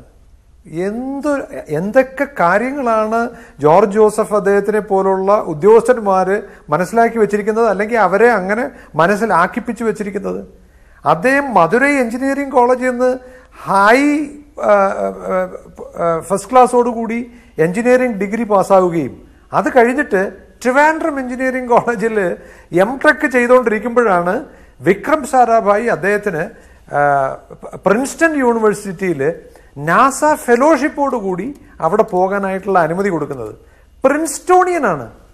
ISROയിൽ പ്രിൻസ്റ്റൺ യൂണിവേഴ്സിറ്റിയിൽ നിന്ന് അഡ്വാൻസ്ഡ് മാസ്റ്റേഴ്സ് ഡിഗ്രി എടുത്ത എത്ര ശാസ്ത്രജ്ഞന്മാരുണ്ടെന്ന് ആരെങ്കിലും അന്വേഷിച്ചിട്ടുണ്ടോ? ഇദ്ദേഹമാണ് ആദ്യത്തെ ശാസ്ത്രജ്ഞൻ, ISROയിൽ നിന്നുള്ള ആദ്യത്തെ ശാസ്ത്രജ്ഞൻ പ്രിൻസ്റ്റൺ യൂണിവേഴ്സിറ്റി. IV ലീഗ് എന്ന് പറഞ്ഞ് ലോകത്തുള്ള 5 പ്രധാനപ്പെട്ട യൂണിവേഴ്സിറ്റികളിലൊരെണ്ണം ഐൻസ്റ്റീൻ അധ്യാപകനായ യൂണിവേഴ്സിറ്റിയിൽ പഠിച്ച് അവിടുന്ന് അഡ്വാൻസ് ഡിഗ്രി എടുത്ത മനുഷ്യനാണ്. അദ്ദേഹത്തിനെ പറ്റി ഇപ്പോൾ പറഞ്ഞു കണ്ടില്ലേ. അപ്പം ജോർജ് ജോസഫ് എന്ന് പറയുന്ന അദ്ദേഹത്തിന് പലപ്പോഴും അത് പലയിടത്തുനിന്നും കിട്ടിയ വിവരങ്ങളായിരിക്കാം. ഇതുപോലുള്ള വിവരങ്ങൾ മാത്രമേ ഉള്ളൂ സെൻകുമാറിന്റെ കയ്യിൽ.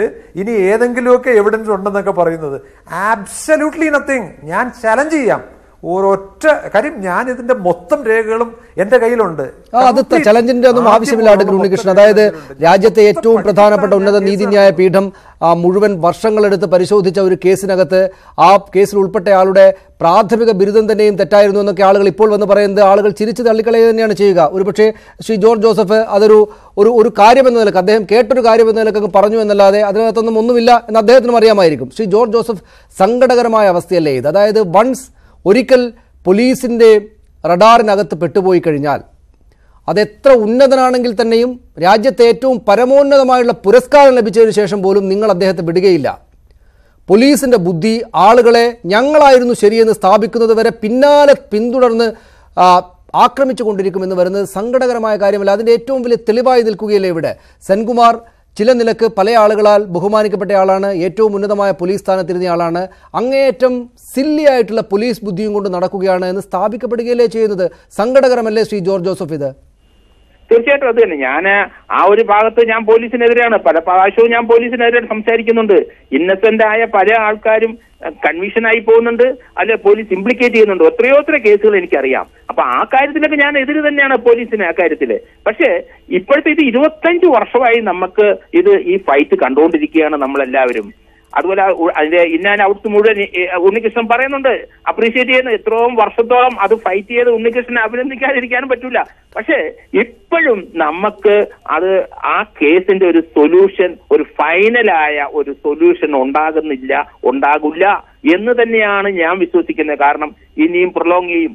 അതിന്റെ ചില ലക്ഷണങ്ങളാണ് ഇപ്പോഴത്തെ DGP സെൻകുമാറിന്റെ ചില കമന്റുകളും ഒക്കെ. എന്തെങ്കിലും മെറ്റീരിയൽ ഉണ്ടാവും, അല്ലാതെ അത്ര ഉന്നതനായ ഒരാൾ ഒരിക്കലും ഇങ്ങനെ ഒരു കമന്റ് പറയില്ല എന്ന് തന്നെയാണ് ഞാൻ വിശ്വസിക്കുന്നത്. വളരെ വളരെ നന്ദി ശ്രീ ജോർജ് ജോസഫ്. നമുക്ക് ഈ ചർച്ച അവസാനിപ്പിക്കാൻ വേണ്ടി ഉണ്ണികൃഷ്ണൻ, അതായത് ഈ പറയുന്ന തരത്തിലുള്ള ഒരു സംശയത്തിന്റെ കാര്യം മുന്നിലേക്കിടുക എന്നത് വളരെ സക്സസ് ആയിട്ട് സെൻകുമാർ ചെയ്തിരിക്കുന്നു എന്നത് നമുക്ക് ഈ കാര്യത്തിൽ എല്ലാം സമ്മതിക്കുമ്പോഴും ശ്രീ ജോർജ് ജോസഫ് അവസാനം എന്തെങ്കിലും ഇല്ലാതെ അദ്ദേഹം അങ്ങനെ പറയില്ല എന്ന നിലപാട് പറയുകയാണ്.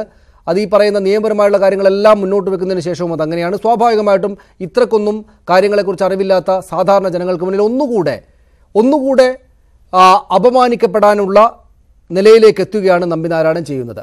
അദ്ദേഹത്തോട് വീണ്ടും ചെന്ന് നിങ്ങൾ നിയമപരമായിട്ട് പോരാട്ടം തുടരുമെന്ന് പറയുന്നത് ശരിയല്ല. എങ്കിൽ തന്നെയും ഈ സെൻകുമാർ ഈ പറഞ്ഞ കാര്യങ്ങളൊക്കെ ഒരു മാനനഷ്ട കേസ് പോലുള്ള വലിയ കാര്യങ്ങളിലേക്ക് പോകേണ്ടുന്ന സംഭവങ്ങളല്ലേ?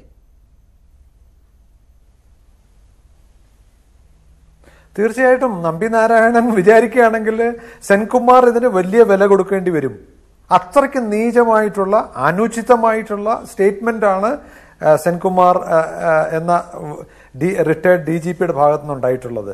അതിന് നമ്പിനാരായണൻ തയ്യാറാവുകയാണെങ്കിൽ അതിന് വലിയ വില കൊടുക്കേണ്ടി വരുമെന്നുള്ളതിന് യാതൊരു സംശയമില്ല. വളരെ വളരെ നന്ദി അഡ്വക്കേറ്റ് ഉണ്ണികൃഷ്ണൻ.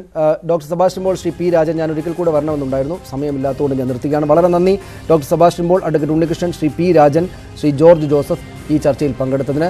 നമ്പിനാരായണന് കിട്ടിയത് അർഹിക്കാത്ത പുരസ്കാരമാണോ എന്ന ചോദ്യത്തിന് അദ്ദേഹത്തിന് അനുകൂലമായ നിലപാടാണ് ഞങ്ങളോട് പ്രതികരിച്ച പ്രേക്ഷകരിൽ ബഹുഭൂരിപക്ഷം പേരും അറിയിച്ചിരിക്കുന്നത്. അദ്ദേഹത്തിന് അർഹിക്കാത്ത പുരസ്കാരമാണോ എന്ന ചോദ്യത്തോട് അല്ല, അദ്ദേഹത്തിന് അർഹിക്കുന്ന പുരസ്കാരമാണ് ലഭിച്ചത് എന്ന അഭിപ്രായമാണ് ഞങ്ങളോട് പ്രതികരിച്ച പ്രേക്ഷകരിൽ 89% പേരും രേഖപ്പെടുത്തിയിരിക്കുന്നത്. 11% പേർക്ക് മാത്രമേ അദ്ദേഹത്തിന് ലഭിച്ചത് ഈ പത്മഭൂഷൺ അനർഹമായ പുരസ്കാരമാണ് എന്ന അഭിപ്രായമുള്ളൂ. 89% പേർക്ക് അദ്ദേഹത്തിന് ലഭിച്ചത് അർഹമായ പുരസ്കാരമാണ് എന്ന അഭിപ്രായമാണുള്ളത്. അദ്ദേഹത്തിനൊപ്പമാണ് ഞങ്ങളോട് പ്രതികരിച്ച പ്രേക്ഷകരിൽ ബഹുഭൂരിപക്ഷം പേരും. ക്രൈം ഡിബേറ്റ് പൂർണ്ണമാവുകയാണ്. നമസ്കാരം.